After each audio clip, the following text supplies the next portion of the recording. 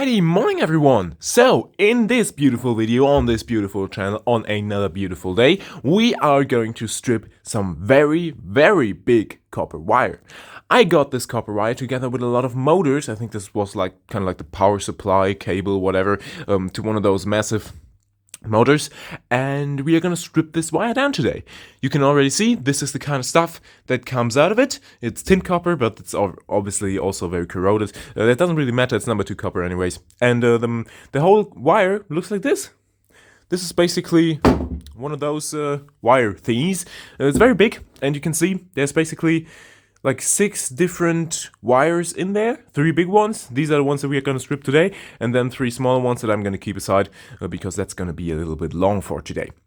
So we've got a few pieces of that, and we are going to strip this down today. I'm going to cut the outer insulation with just like a box cutting knife probably, and then we are going to strip down this cable inside there with a knife because I still don't have a wire cutter. I kind of sort of found one that I want to buy, but I'm not really sure yet if this is actually going to be the one that I will buy, so we'll see about that, I guess. But yeah, I think for today we're just going to strip this down as is and see how much money we can actually make doing so. I think it's going to be very, very decent because, as I said, I didn't really pay anything for this stuff, besides like your normal motor price, which is like, what, 40 cents a pound and like 70 cents a kilo, so like not a whole lot, but yeah, I think this is pretty good, and we'll see how much money we can make with this kind of stuff. So I would say, here we go.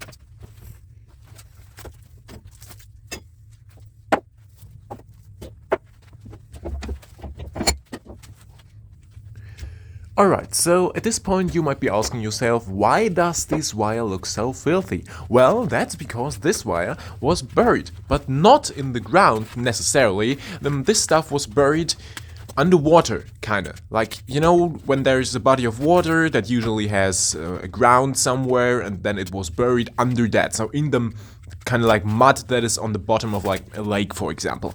That's where this stuff came from, and they pulled it up because it broke. Well, matter of fact, it doesn't really look like it would work anymore, so that's not really a surprise. But yeah, that's basically the reason I have this stuff. And I don't really know what kind of motor you would use in like close proximity to a body of water, but I guess there's some kind of motor that does that. Maybe like a water turbine or some stuff like that. I don't know. But yeah, well, it came together with a motor, so it probably was a motor that was somehow connected to water. I don't know. But yeah. So that's why this wire is so decomposed and broken down and stuff like that, and it's very hard to get it apart. You can see this outer insulation, that's actually PVC, and then there's like an inside insulation, and that's completely stuck to the PVC, and it's all like rotten at spots. I don't even know. Like this was a bit of a pain. But yeah, I mean, we're gonna get it done somehow, and the wire is also armored. You can see that it's got copper armoring around it, so yeah, that's another very fun thing, but oh well. So we're gonna get it done, and it's gonna be alright in the end.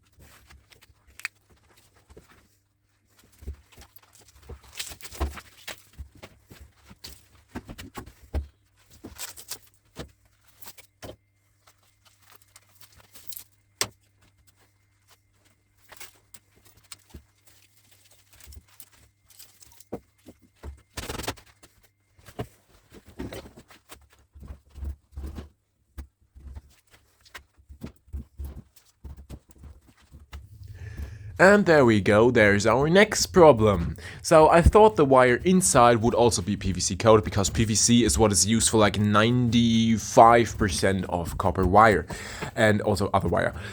And so I thought, yeah, sure, that's gonna be PVC coated. That's good. I can just do my normal technique with like putting the knife on it and running it down. You probably know that. If you don't, watch Project Shop FL's video about his process of stripping copper wire. That's exactly how I do it. It works really well for PVC coated copper wire, but it really doesn't work for rubber coated wire.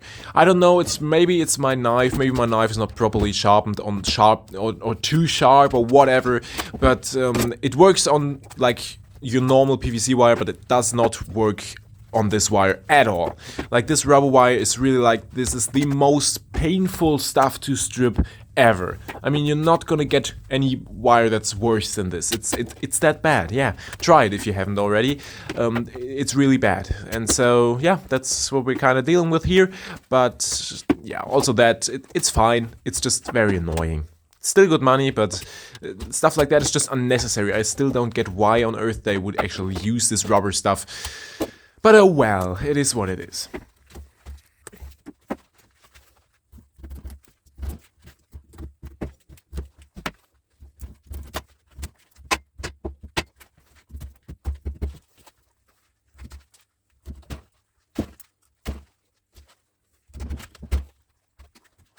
Alrighty, so this is our bucket with the copper. You saw in the video I had some troubles. I talked about that in the voiceover already. But this stuff was rubber coated. I hate rubber coated wire because you can't really strip it with this walking back technique that really goes very fast, and this is how I usually strip all my wire. As long as it's PVC coated. If it's rubber coated, well, that's really sheesh. Yeah, I mean, you kind of know what I mean. If you strip thick rubber wire before, it's terrible. It's really terrible. You just can't. It's still annoying to me, even though I'm already done with it. But you can really just like strip that with a wire stripper. This stuff is absolutely terrible. And then besides all that, this stuff was also armored with like another layer of copper windings around each and every wire, which got my blade stuck all the time. Like this was very, very, very unenjoyable. But oh well, I guess we did it anyways, and we've got some decent copper out of it. It didn't take me too long. It just was very annoying. So we're gonna weigh this up now, and oh, I didn't even tell you, before I started this was approximately 10 pounds, or like 4.5 kilos of wire, and I would reckon this is probably gonna be around 40% yield. We didn't strip all the wire, keep that in mind, and we still also have the armoring, which is over there in this bucket, in this black one. And so this should probably be like 35%. Probably, hopefully, I don't know, we'll see. But yeah, I think we're just gonna weigh it up now and see how much it actually is. So here we go.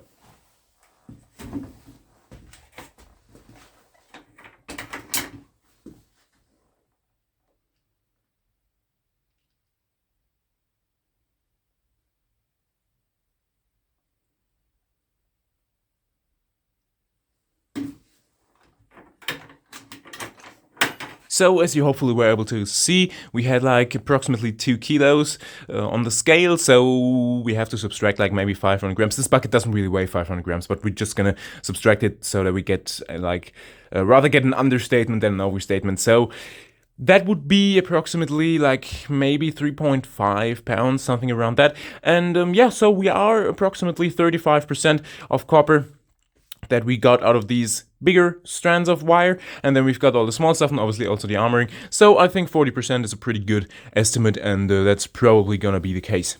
So yeah, these bigger wires, they don't have higher percentages than the smaller ones. Like your normal extension cord, this is basically just an oversized extension cord. It's got around 30%, 33% copper, like a little bit more, but that's because of the armoring. And yeah, so that's about it. That's what you can basically put into your calculation when you're buying stuff like that. This is basically thick extension cord, and it doesn't really have better value. However, you can obviously make way more money with it because it's way easier to get a lot of it, like a lot of copper.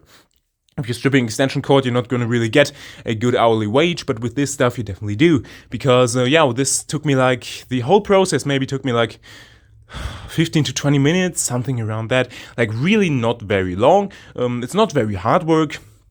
And yeah, it was a bit annoying because this was rubber wire, but yeah, it didn't really take that long. And that would probably be like, if we have like 1.5 kilos here, that's like maybe $9. Let's just say it's $10.